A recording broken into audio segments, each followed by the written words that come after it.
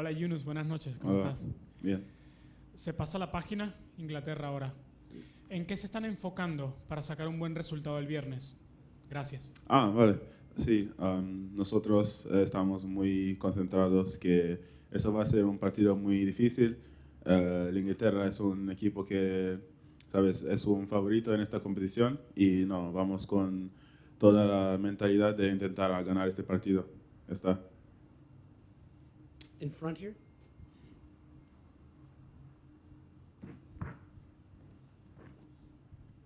Matt, with the U.S. playing England, obviously you're there now.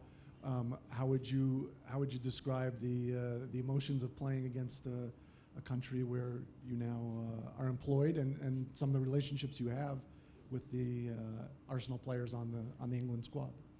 Yeah, similar to any time you're playing against familiar faces or in a familiar country, you look forward to the chances to compete against your peers.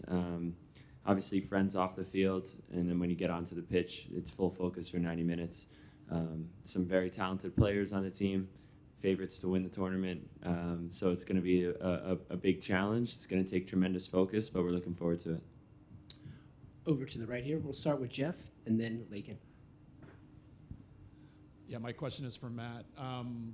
What did you make of Tim Ream's performance the other night? And what's it like to play alongside a defender who's as composed as Tim is? I thought Tim was excellent all night. His timing in the air is really, really great. He made some great clearances down the stretch especially. It's nice having a left-footed center back on that side, especially when you're playing out as well. And I think for a team that doesn't have a ton of experience, in a tournament like this, having a guy like Tim who's seen pretty much everything is really, really nice. And I think a lot of guys, like myself included, can lean on him and lean on his experience, and he can keep us calm in big moments, and he understands the game really, really well. So he's a huge asset to our team. We'll go to Lakin, second row. Matt, this is also for you. What did you make of Jedi's performance the other night? And also, if you could speak to just how instrumental he is in the attack. Also, do you guys call him Jedi or Anthony? I know he goes by Jedi. Yeah, call him a mix of everything, Jedi, Anthony. I thought, again, another great performance. I'm not sure we really had any bad performances on the other night. So for him, he gets up and down. He brings a lot of energy to the team on the field and off the field, which is great. Obviously, I think he might have wanted to connect on a cross or two to score a goal for us, to help us score a goal. But overall, I think he's been a really solid player for us all throughout qualifying, all throughout all the games that he shows up in. So, yeah, looking forward to the England game. I expect him to have another great performance.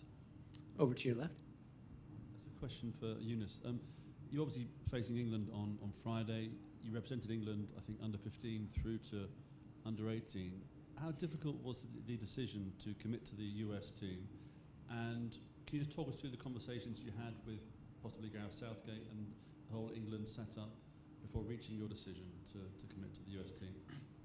Yeah, I played with England for a few years, as you said, so it was a really nice time with them. I have a lot of respect for them for everything they've done for me. No, with Gareth Southgate, I haven't had any conversations before, no. Yeah, that decision was very difficult because, as I said, I had a great time with England. That country's done a lot for me. So when it was time to make the decision, it was difficult. In the back to your left by the speaker. All the way back. Hey guys, this is for all of you if you're willing, or one of you. You all have very different perspectives on the field in terms of your positions. I'm curious, how much do you expect the England game to look like the second half of the Wales game the other night, where maybe you're under a bit more pressure, there's maybe some more opportunities in transition, and what did you learn from that second half that you can put into practice against England? Thanks. I think one of the main things for us is we missed some opportunities in transition against Wales in the second half. I think we had chances where we just weren't particularly clean in the final third. Maybe a pass was a little off or the timing was wrong. and it took away the small windows that you have in a World Cup where the margins are so thin to score a goal. So I think we know that we're going to have to be better in transition against England if we want to score goals. And yeah, I think we've learned a lot. We'll go Doug and then Paul. So to your right. It's for Cameron and Yunus. Both of you spent your formative years in England. Cameron, you grew up there your whole life. Does it make you want to beat them more? I mean, how do you look at that game, just given your ties to the country? Thank you. I think for me, it's a game that I really want to win, just like any other game in a World Cup. To be honest, I'm not too sure how I'm going to feel when the game comes around, but I do know that I'll be doing everything I can to try and help the team win. Yeah, me as well. I don't think I quite know how I'm going to feel that day, but yeah, it's a special game for sure because I played on both sides, and to be able to be on the pitch with the same the national team I used to play with is just special. That's it. Second row here. Thank you. To your left. A question for Yunus. Could you just explain to us kind of why you made the decision you did and talk us through your thought process? Yeah, I've been asked this question a lot, and I made a decision because I was born in the US. That was one of the main things, and also having this opportunity at such a young age was something that I was gonna take, So it was great when the manager called me and gave me this opportunity, and here we are now. And could I ask one for Cameron, if that's okay? Cameron, you obviously came through at Tottenham with Harry Kane. I mean, what insight can you give us and give your teammates on stopping him on Friday? I think it'll be difficult. He's a top player. They got a squad full of top players, so I think we all know that we have to be putting one of our best performances to beat them. That's what we're preparing to do, and hopefully we'll do that. Paul. This one's for Cameron as well. I know you said you don't know exactly how you'll feel. I wonder if you've thought about hearing both anthems before the game, and just, as a kid, I imagine you never maybe dreamed of playing against England at a World Cup. Just kind of what's going through your mind when you heard that it was England in the group that you'd be facing, and what have your interactions been with family and friends back home about this game on Friday? Obviously when I saw the group was drawn and I saw it was in the same group as England, I was excited. They are one of the top teams in the world, and so to be able to kind of play against them and match up against them and see where you're at is a good thing, I think. With my family, half of them want us to win and half want England to win, so yeah. We'll go here. And then Martin after. Hi, this one's for Matt. Bukayo Saka, 2 goals, your Arsenal teammate for England on Monday. Have you spoken to the manager about the threat that he will pose and how you can possibly stop him, and just how big an impact can he have on this tournament? I think it's pretty clear. He's one of the young stars of world football. He's a top player, and I think you don't need me to tell anybody on our team how much of a threat that he poses in the game. He's scoring goals in a variety of ways. He's really developed, matured. He's gotten stronger. From what I understand, I've only worked with him for a few months, but I'm looking forward to playing against familiar faces. And again, I think he's a really, really good player that can change any game that he takes part in. All the way in the back. Okay. Hey guys, this is for any of you. We've seen a lot of upsets in this tournament so far. How does that impact the way you feel going into the game against England on Friday?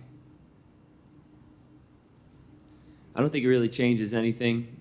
You can't take any game that you play for granted. So you want to go out there and put out your best performance. And I think you see that the world of football is leveling out in a lot of ways. Teams have game plans. Teams have been investing in their youth academies over a number of years. They have guys playing at top level all over the world. I think the message is when you have one team that's bought into the same message, you can beat anyone on any given day. So, I think that's pretty much it. Those 2 upsets you mentioned, Saudi Arabia and Japan, the team that the U.S. faced in friendlies in September. We'll go to Charlie and then Pilar. This is for all 3, if you're willing to address it. one of the talking points so far in this tournament has been the extended injury time, which seems to be a FIFA mandate. I don't know if you guys got any messaging about that or preparation, if you've noticed it. Is this a good thing? Do you like it, and does it change anything about how you approach a match or manage a match? I think, yeah, we've all noticed it definitely because it's they're adding a lot more time than usual. So I guess it could be an advantage to teams that are losing the game, and to teams that are winning the game, it's a bit of a nervy ending. Yeah, definitely noticeable, but I'm not sure it really changes much about how anybody approaches anything. It's just knowing that bigger numbers are going to appear at the end of the game when everyone's tired. So we'll do, sorry, Martin has the microphone, so we'll do Martin and then Pilar. Thanks, Michael. Cameron, question for you also about Harry Kane. Everyone sees the goals he scores and the performances he puts in, but you saw him up close firsthand for a long time. What can you say about his professionalism and the way he goes about his business, and what was that like for you coming through as a young player to see that? Yeah, I think, training with him, you can see every day how hard he works, his dedication to, it's not just on the field, but off the field as well. It's top notch. And yeah, I mean, you can see how consistent he's been over over so many years now. That only comes if you are doing the right thing day in, day out.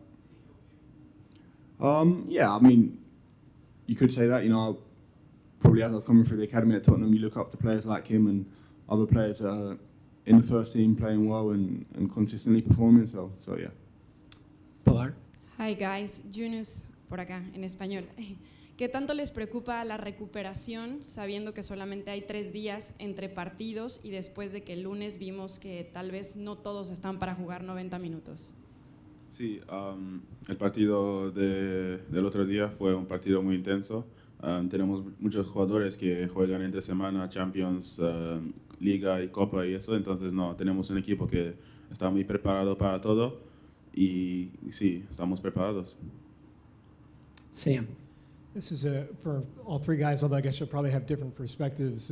Tomorrow's Thanksgiving. Matt, I'm wondering if you could share anything about what your typical Thanksgiving is like, and for the other guys, any experiences you've had with American Thanksgiving or American Thanksgiving food. Yeah, every Thanksgiving, probably 30 or 40 of my family and friends all gather at my mom and dad's house back in Park Ridge, New Jersey. So yeah, we're gonna miss out on that. Mom and dad are here in Qatar, so it'll be a little bit different for the people back home this time around, but look forward to the future of many more times with family. For me, Thanksgiving is not normally too big of a deal, to be honest, but I think obviously all our families are here, and I think Saturday we have a nice little, it's Saturday, isn't it? Yeah, Saturday we have a nice little Thanksgiving gathering, so yeah, I'll enjoy that. Back left. For Matt and Yunus, now that you have a World Cup match under your belts, could you talk about what you learned from the experience both on the field and off, and how you might use that going forward? Yeah, personally, I felt that now that we got the first game out of the way, everyone kind of has a feel of what the games are like, what the atmosphere is like, and also how to manage your own nerves before the game. Because obviously, everything's at a higher stake. So personally, I feel like now we know what we're in for. It's going to be easier to control those nerves and know what to expect for the next game. Ryan. This one's for Yunus. Yunus, right over here. You've spoken in the past about your relationships that you've had with some guys in England, having grown up and played with them, whether that's Bukayo Saka or Jude Bellingham.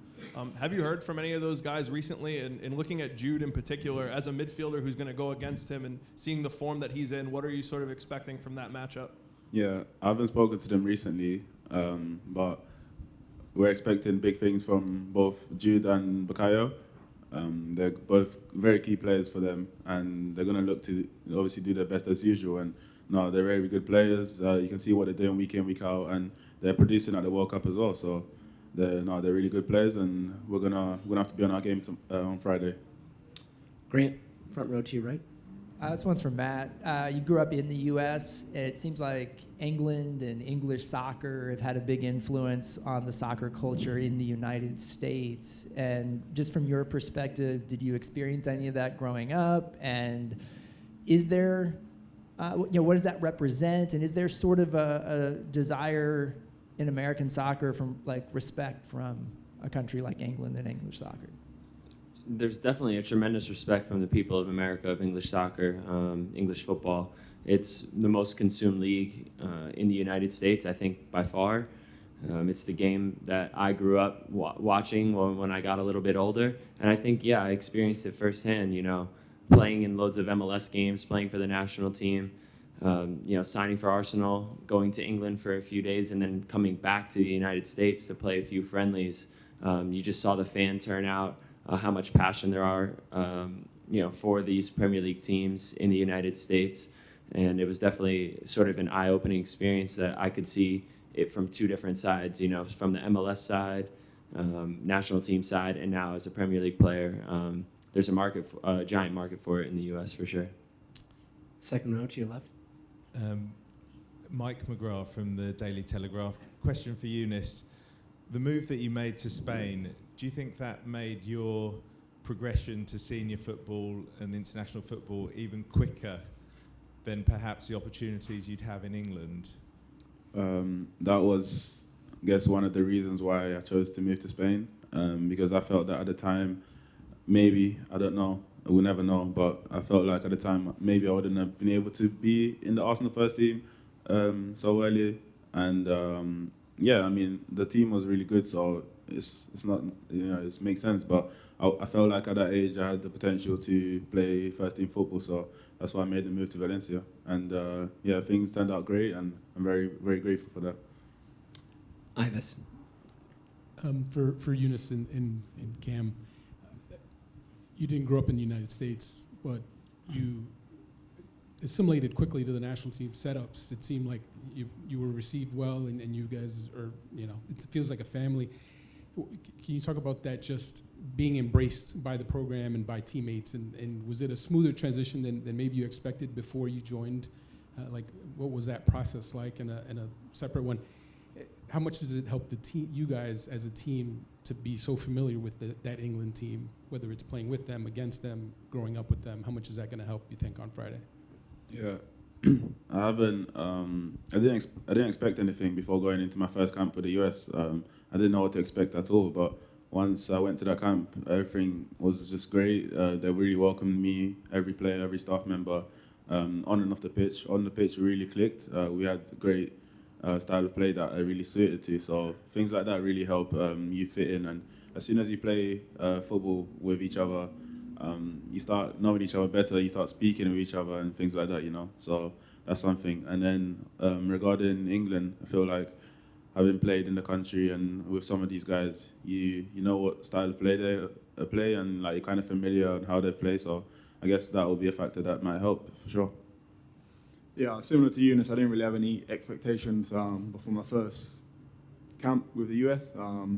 But yeah, it's been great for me, and as soon as from my first camp, I felt welcomed, and I've enjoyed my time here. I continue to, and then it's always good when you know a bit about your opponents. I think nowadays with the amount of resources there are, no matter who you play before you go on the pitch, you know a bit about them. So yeah. Front row to your left. Question for Matt.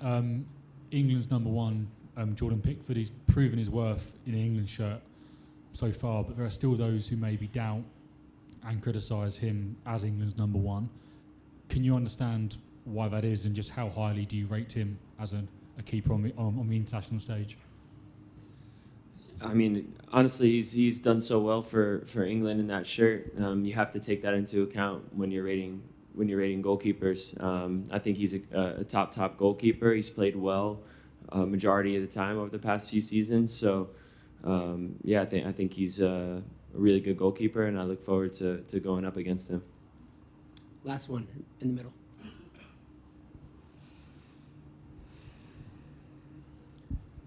Thanks. Question for Matt. I wonder if you could just tell us what you've kind of learnt, what have been your early experiences, and what you think you've taken from your career in England so far, and training with people like Saka and Gabriel Jesus.